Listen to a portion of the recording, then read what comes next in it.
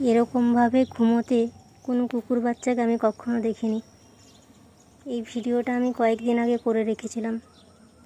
এই যে সাদা কালো কুকুর বাচ্চাটা, এ আর নেই, এ আজকে পৃথিবী থেকে ছেড়ে চলে গেছে।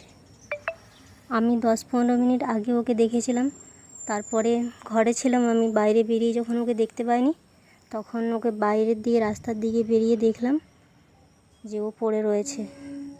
শুনলাম যে একটা অটো এসে ধাক্কা মেরেছিল ওকে।